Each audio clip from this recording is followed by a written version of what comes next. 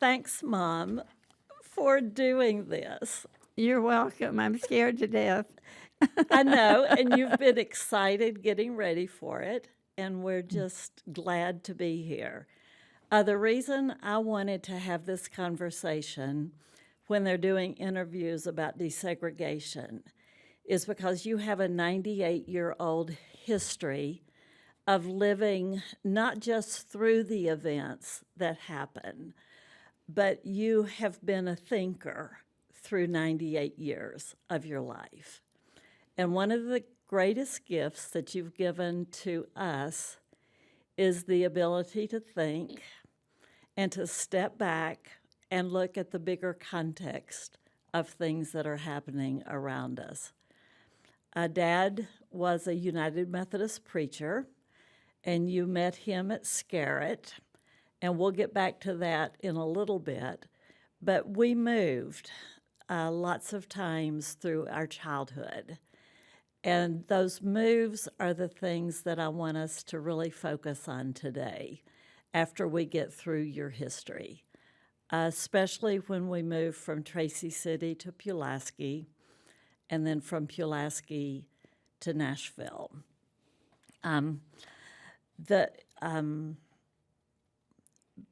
Let's talk first about how you got to the years before I was born in 1957. When I asked you to describe your identity for the paperwork for this, you said, I've spent 98 years trying to figure out my identity. Today, who are you? Now I still don't know. What do you want to know? What has been a highlight of your life or a guiding focus? Well, of course, God comes first in my life. Mm-hmm. And a guiding focus would have been the family. Not only my own family, but the people around us, the other family, greater family. Mm-hmm. By family, do you mean Dad's family and your family, or the bigger family of people? Well, probably the bigger family of people. I didn't mean it that way, but family has always been important to me. And first, my own family, who lived so far away in Fort Wayne, Indiana, and I was in Nashville, Tennessee. But I don't know where I'm going. Let's go back to Fort Wayne. Tell me about growing up in Fort Wayne, Indiana. Well, I grew up in a white school in a white part of the town, but we didn't think of race back then. I didn't think of race back then. I just accepted people as they were, and that was it. Because I wasn't taught to think of race in my family. But what was your question? Tell about when you moved in the Depression to the country and the school that you went to there. Well, my dad was excited over this house he found because it was in the country. Right now it's in the middle of Fort Wayne, but but back then it was in the country. And it was a different way of living because I had been in a school, grades kindergarten, I guess, through 8th grade. With my cousin was there, and of course my brothers, my older brother. My younger brother wasn't old enough for school. And this is harder than I Yeah. thought it would be. It was a one-room school. Right, it was It a was one one-room room, school. There were 11 of us, I think, grades 1 through 8. Mm-hmm. And the 8th graders did a lot toward our learning. The teacher depended on them a lot, Uh-huh. or probably the 7th and 8th graders. Mm-hmm. But I was in a class with just one other girl. Her name was Marie. And she moved away. So the teacher asked my mother if they could put me in the 6th grade. So that put me with my brother. And I was with my brother then all the rest of my school Mm-hmm. through high school. And that was an experience in itself, but we won't go into that now. So you moved back to Fort Wayne. Well, we did. We finally moved back to Fort Wayne after we were in the 8th grade. And I went to high school, and this is crazy. I went from being in a school with 7 other kids to a high school of 300 in my grade Oh, at Northside High. I was fascinated. Did you tell me once that there was a swimming pool in that high school? Yeah, I got my life-saving certificate in high school. I'm going to jump way ahead just because that triggered me. Do you remember when we would go to the community swimming pool in Pulaski and Paul and I learned how to swim? No, I don't remember that. Paul and I had as much competition in that water as I think you and Uncle John must have had in school. Well, back to Fort Wayne. You went to Uncle Dale's Business College. Right. Yeah. And tell about your typing test. My typing test? Oh, yeah. Well, we had to type, to graduate, we had to type 60 words a minute. And I was having trouble with it, not because I couldn't type fast, because I could, but because I made too many mistakes. So I finally decided, and I wasn't going to graduate because of it. And I had 2 more chances, and I decided, well, I'm going to slow down and pass this test. And so that's what I did. I slowed down, and I passed the test with an A rating. And the teacher didn't believe that I did my own paper. So she made me take the test again with nobody in the room but me. And I passed. I did the same thing. I made a really good grade because I slowed down. And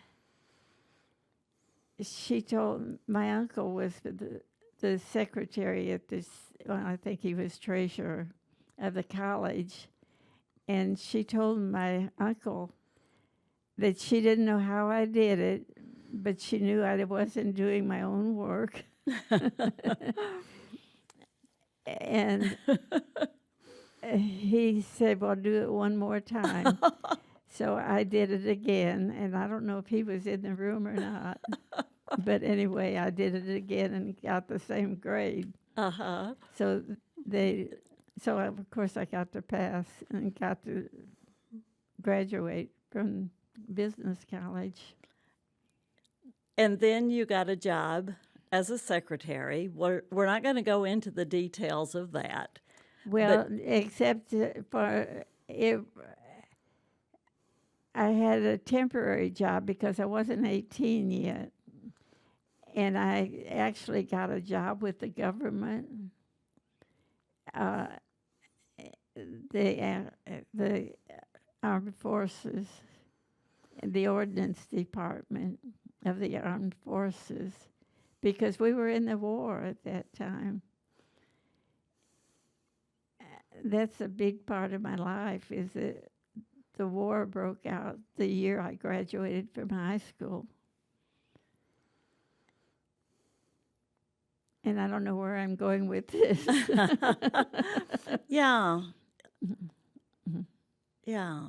And Uncle John served in the Army. Yeah, and Yeah. that's when, and he had already married, and so his wife came to live with us Mm-hmm. during that time. Yeah.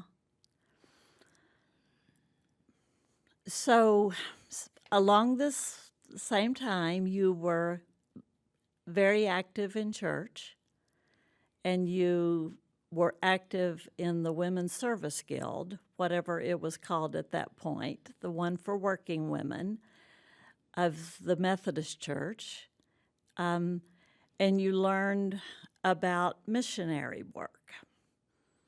So, how did you learn about that, and where did it lead your life next? Well,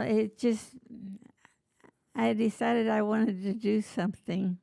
I wanted to be a missionary. That's what I wanted to do. And there was a school in Nashville, Tennessee, called Scarrett College. It was on the same street that Peabody College for Teachers and Vanderbilt was located.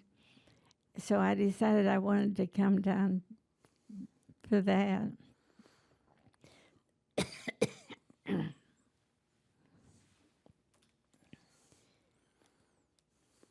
And when I got here, I found out that everything was different in Nashville than in Fort Wayne. And one of the things that was different was that Tennessee had a law that black people couldn't participate. I don't remember what the law was. But anyway, we couldn't have black people in our college because I had had black people in my high school, and it was no problem. But in Nashville, we couldn't have black people in our college. And so the only black people were those that were from overseas. Mm-hmm. They were allowed, but they didn't go downtown without a chaperone or anything. Mm-hmm. You rode a bus once. I did what? You were telling me about riding a bus, I think from Fort Wayne back to Nashville one time, and riding with a woman. Do you remember that story? Yes. We just got along so well, the lady and I. We shared a lot of things, and we just enjoyed one another's company going from Fort Wayne to Louisville. So I said to her, let's sit together from Louisville to Nashville. And she didn't answer me at all. She just went on her own way. And she was a black lady. And I had never known black or white. It just never, I knew that there was a difference. And I knew that we didn't have but 2 or 3 people who were black in our high school. But that's all I thought about it. And when I got to Nashville, it was so different because there were laws against that in here, I don't know the word. Prohibited is Prohibited. what I'm trying to say. Prohibited me from prohibited black people from going to the colleges. Yeah.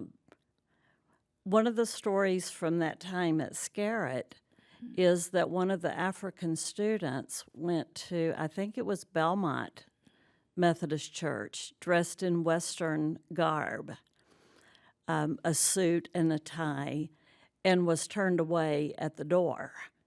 And the next Sunday, he came in his African clothing and was welcomed as a person of highest honor. Yeah, that would happen because we had a lot of people at Scarrett from overseas, and they were black, and they in their own clothes. They got away with that. Yeah. Sorry, Susan, can I ask, you were born in Tennessee, is that right? I was born in Tennessee. Okay. And can you talk a little bit about, your mom is from Indiana, she moved to Tennessee, but just growing up in Tennessee, maybe how your views on the time period of, Yes. in your early years and not having that experience of being outside of the South might be different. Yeah, I was born when you lived in Jamestown, which is on the Cumberland Mountain. And I lived there just as a baby for 2 years. And then we moved to Tracy City. For context, Tracy City is what's called a sundown town. And it had the sign that if you were black, you had to be out by dark on the sign. And that's where I was from being 2 years old through the 3rd grade in 1966. And right down the street from Tracy City was the town called Monteagle.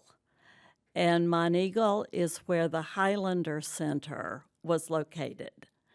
And I remember in the book that you wrote about just the contrast of having this place in Monteagle 7 miles down the road from Tracy City that was training people in nonviolent resistance and how to be present in change, with being in Tracy City that was so racist.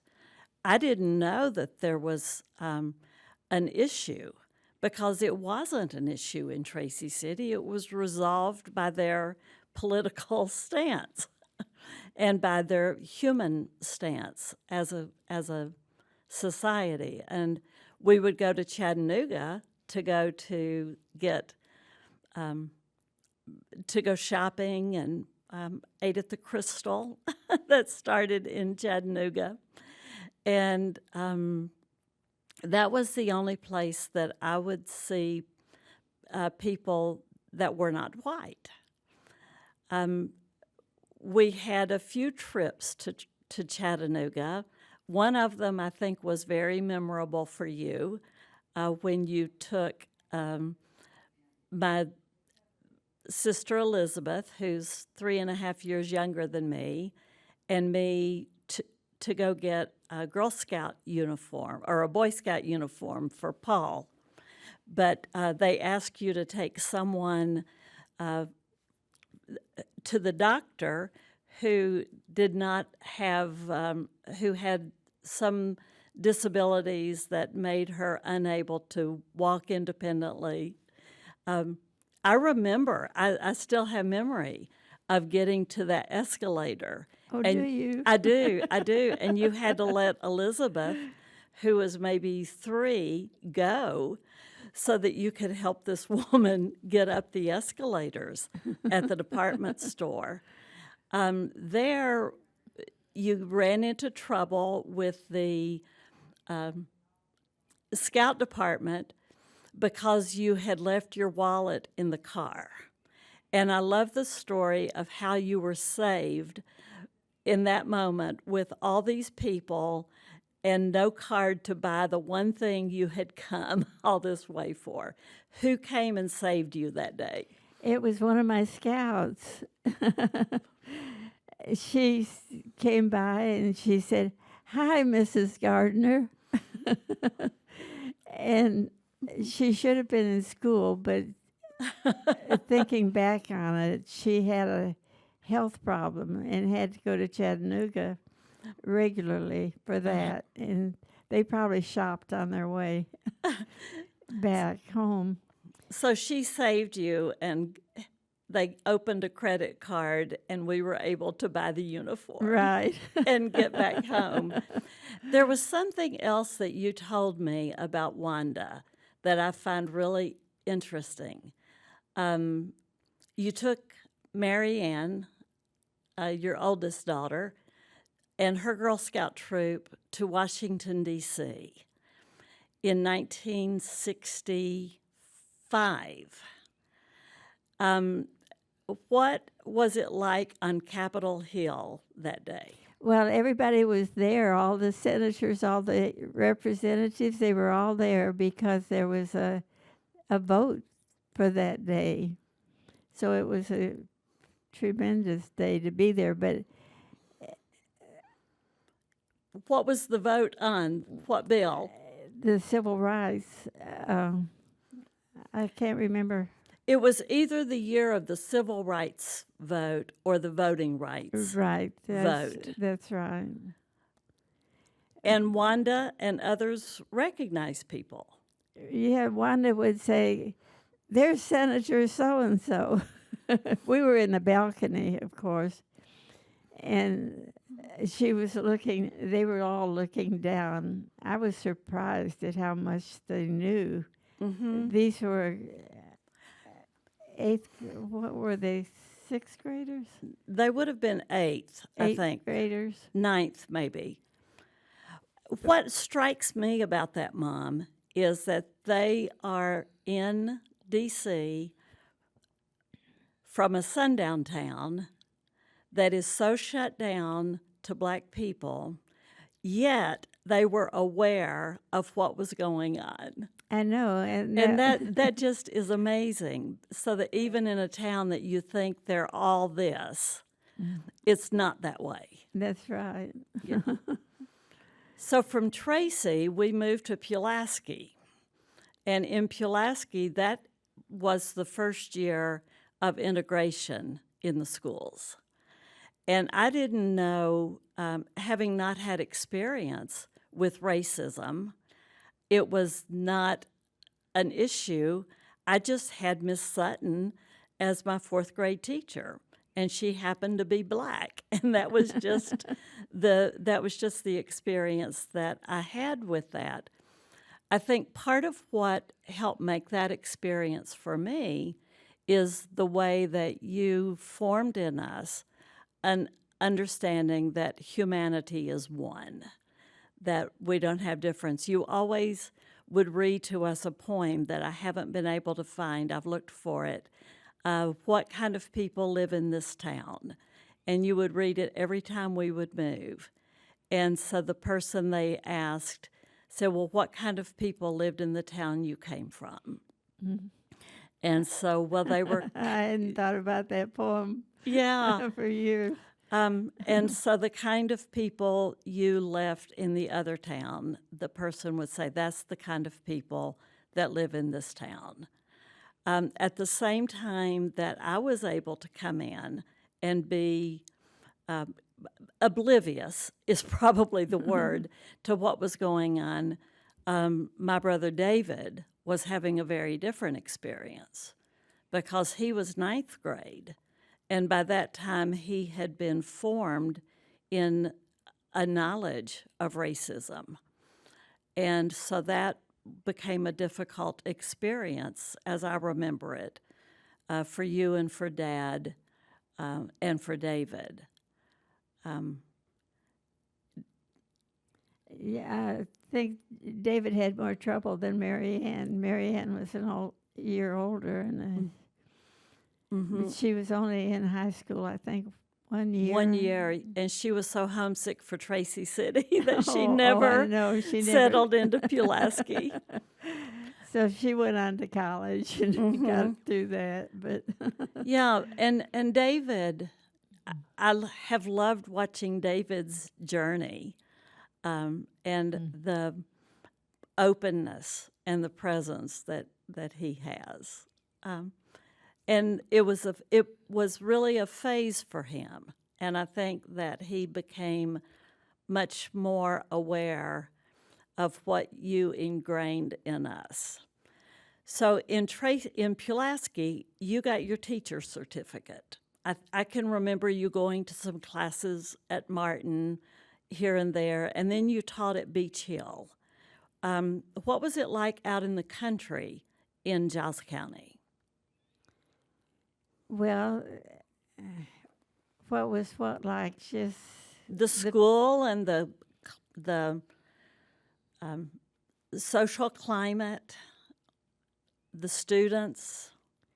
well, like you say, I always just took people for granted, and I never thought too much about who was black or who was white or anything like that. But we had 2 black teachers, and it was the first year for integration, as you said, in Pulaski. So the teachers fit right in.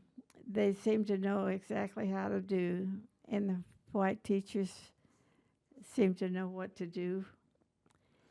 And we didn't have it. There wasn't an issue at all. It was just that the law said that you had to do this, so the county did it. Mm-hmm. Can either of you recall and tell the other, what did the general mood feel like at that time? Even if your family had these views about one humanity, what conversations were you hearing from neighbors, from friends, from colleagues about integration? Well, I never heard any criticism. But in Fayetteville, where we moved sometime later, once Easter Sunday, Dad had a woman sing a solo at church who was black. And after church, Elizabeth answered the phone at the house, and the woman on the other end asked Elizabeth, "Who was that darky in church this morning?" And Elizabeth said, "What?" And she said, "Who was that?" This is Elizabeth, who would have been. She would have been in high school at this point. And Elizabeth had no concept what this woman was asking her. And the woman just hung up. She didn't get the answer she was looking for. Or I think Elizabeth might have said, "Oh, you mean Mrs. So-and-so." And then that conversation ended. And also, Well, Daddy didn't stay at that church very long. yes, that is true. Which was not his usual thing. And I was just gonna ask, was your dad a minister in Pulaski as well? yes, he was a pastor in all the places that we lived. And so when we would move, we would have an automatic in to the community. We would be able to be established. We didn't have to figure out who we were. The thing in Pulaski that was most noted was we transferred from Tracy City, where we were active in Girl Scouting, to Pulaski. And where there were no black people. And in Pulaski, there were 2 troops. There was Miss Turner's troop that I joined, and there was Miss Lee's troop that was out of the First Methodist Church in the town. And so I didn't, I wasn't invited to join that troop. And so somehow they began integrating Miss Turner's troupe. The first year, Gwen Daly was in the troupe. I can't remember if that was fourth grade or fifth grade. And Gwen is a wonderful person, and her mom too, but she is very light-skinned. The next year, someone joined who is very dark-skinned. And at that point, things began shifting a little bit. And so we had a troop of probably 12 or 14 girls, and all of us were white except Gwen, and then all of us were white except Gwen, and I think her name was Elizabeth. There were two Elizabeths. Well, you helped in leadership of that, but Miss Turner was the troop leader. And over the years, more black girls joined the troop, and more white girls left the troop. And so it was customary, if you left a troop, that you stay out of Girl Scouts for a year before you joined another troop. And so girls would sit out 1 year out of our troop, and then they would join Ms. Lee's troop the following year. And it's just by the 8th grade, you gave me the choice of whether to stay in Scouts or not, because it was obvious that I was going to be the only white girl in the troop that still had about the same number of girls as it did when I moved in the 4th grade. Sheila Shea from Trinity Church became an aide that year. And Mary Ann became an assistant troop leader that year. So I was not the only white person in the room, but I was the only white scout in the room. And I could not find the pictures from the newspaper clippings of the transition from 4th grade to 8th grade. But we especially remember the trip scouting in a district or regional camp thing. I think it was at Fall Creek Falls. So can you tell about that? Well, on the way over, I had all black girls in my car. I don't think you were in. I wasn't. But anyway, on the way over, I had to stop at a filling station and get gas. And I heard one of the men say something about the girls in my car. And I was a little bit afraid. Actually, I think Daddy had told me I needed to watch what I was doing. But they didn't do anything. They just were talking to themselves about it. And we were the only black troop that had black girls in it at the convention that we were at when we got there. But we didn't have any problem with that. Girl Scouting is wonderful. They accepted everybody, and they accepted our troop. And I think they even encouraged that year that we moved there, that troops began integrating. Maybe so. I think probably you're right.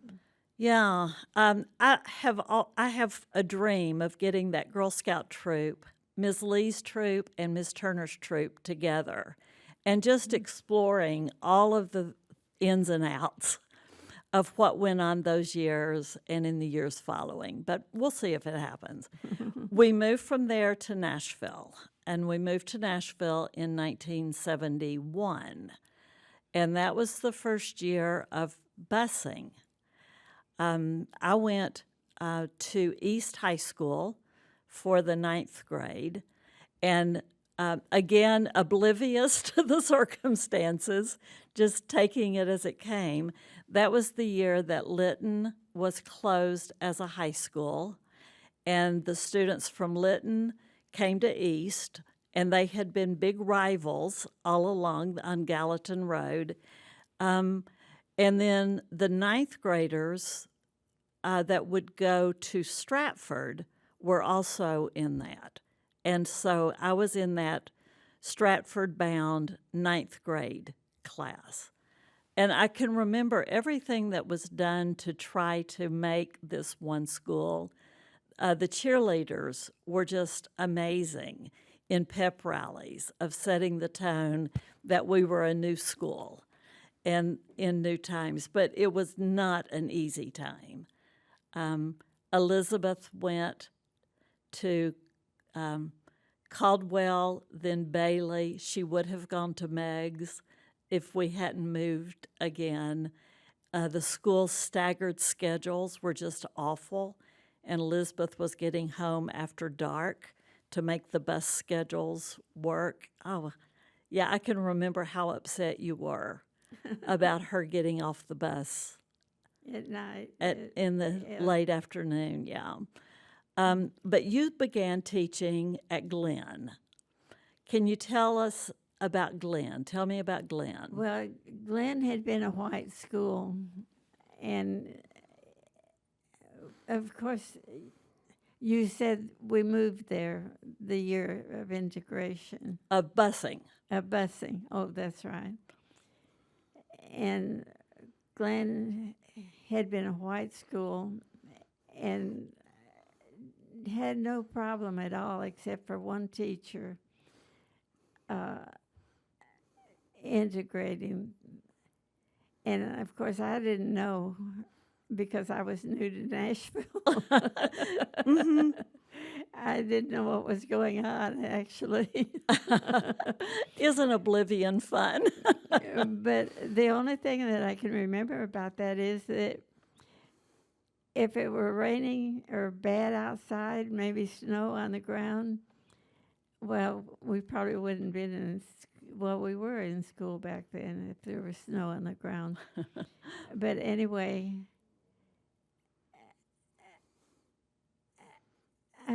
The fire drills? I forgot where I was going. Were you going to the fire drills? Yeah, the fire drill. We would have a fire drill that somebody would call in, and we had a reason for a fire drill. Like somebody would call in a report. Right. Yeah. Oh. And we got to thinking that they were just doing that to us to to make us have to go out Wow. on a bad day. So a passive-aggressive way of making a point. Right. Yeah. I went to Stratford after I left East, and Paul and I were in Stratford together. And again, you know, at that point, it was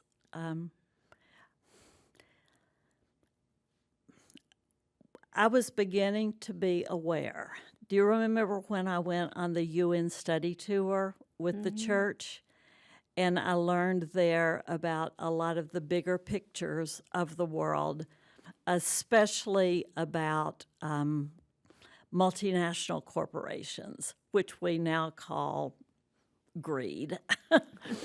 But you cautioned me when I came back and was talking about everything that I was taught there. And you said, Susan, you can't say that here. And I was saying, why can't I? And that began my point of saying there are bigger things, and I'm not oblivious to them now. I see them, I understand them, and I want to address that. And my gosh, I don't know what your caution was. I think it might have been just the world is difficult. And I have tried to keep you in a place of being present in the very moment and where you are. At the same time that you were cautioning me to be still, you were also encouraging me to keep thinking and to keep asking these big questions. Probably sometimes you wished I didn't ask the questions. But it's just, we took two journeys. Your journey to be a missionary was kind of interrupted by becoming a preacher's wife. Your journey led to me responding to a call and being in a position where I could be ordained as a pastor myself, which was not open to you as an option.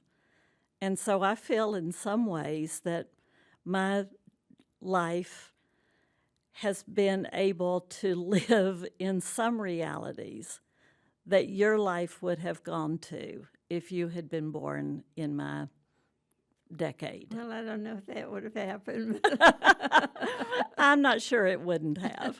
but I'm glad that you went the way that you did. And I'm glad that you went the way you did. And now at 98, almost 99, I'm glad you're alive. I'm glad that you found a new lease on that life. Well, I've had a good life, and every part of it was good. Not every part. But we saw a lot of change in a lot of places. When we went to,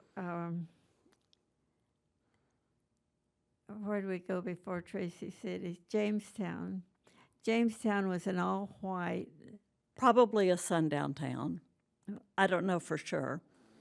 I don't know what that is. Okay. But anyway, our driver was a black man, and he wouldn't take us. He had all of our furniture, everything that we needed to start our home in Jamestown was on his truck. And because he was black, he wouldn't go into Jamestown. Mm-hmm. So we had to wait until we could get a white driver, which took us a day Oh my gosh. to go into Jamestown. So there were a lot of little things like that that Yeah. we saw through our lives. Yes. And Go ahead. Well, I'm curious. Yeah, I've been struck in your story by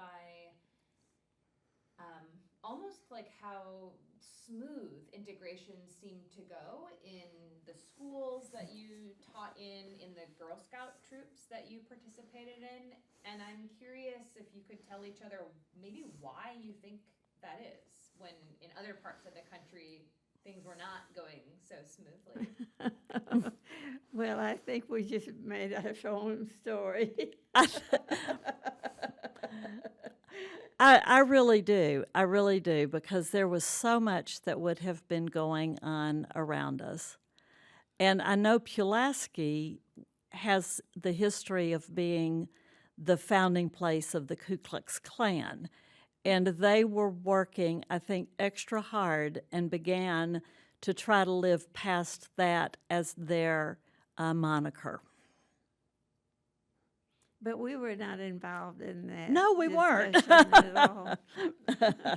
Maybe that's what happened. Maybe we weren't as involved as we should have been. I'm also curious just about your time in Pulaski with these Girl Scout troops. You mentioned you wish you could get them all together. Yes, yes. But, at that time when there were girls leaving every year for the other troop and you stayed, I'm wondering, did you have any interactions with those girls who left? And did you Yes, talk with yes.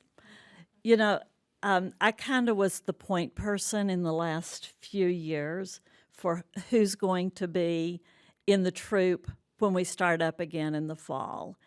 And, we were classmates at school. There was, no issues there, but to have seen them reject staying with these girls who were my friends hurt. and it still hurts. Some it was not, I can understand it. But the last few girls that left, there was a hurt between us in that happening. Mm. Karen and Joanne, and especially. Mhm.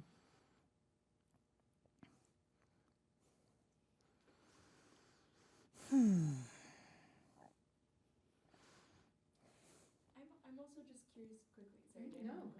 No.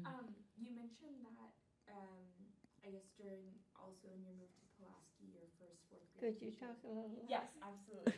You mentioned when you all moved to Pulaski that Susan's fourth grade teacher was a Black woman, is that right? Yes. Can you just talk a little bit about her and what you remember about her? Oh, she was just wonderful. She was a moderately petite woman, and she was an incredible educator. Miss Sutton. You remember Miss oh. Sutton? Yeah. And it was a good year. I mean, what else can I say?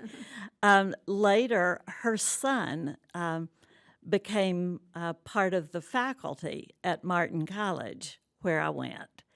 And his father, I guess that would have been Miss Sutton's husband, drove the bus that we had at Martin. And everybody just loved being with Mr. Sutton, and all the Suttons were a grounding in the community. Well, I was thinking about Fayetteville. Who was my friend in Miss Fayetteville? Crenshaw. No. No? No. Oh, well, But anyway, my friend Mary Ann, my oldest daughter, got married, and were we having her? you had the reception at the house. We It was had the on reception Thanksgiving Day. Yeah, so I asked my friend that I was teaching with if she would come and help me, and she said, "Sure, I would love to do that." And when she came, she was wearing the little bib that black people wore.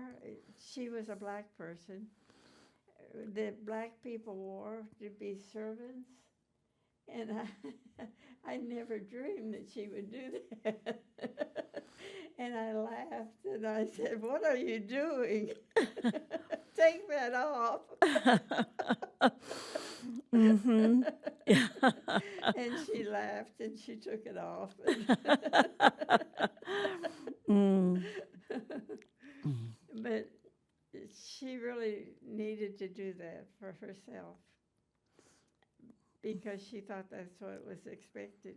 And for protection, I bet. For Probably, self-protection. Probably. Yeah.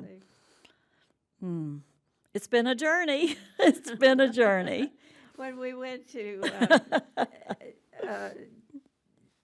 I started to tell you this a while ago, and I can't think of the name of the town. The town that didn't have any blacks in it at all. Tracy City? No. Jamestown? Jamestown. Did I already Yeah, say you that- told about that. that the driver? Yes, Oh, you oh, did. okay.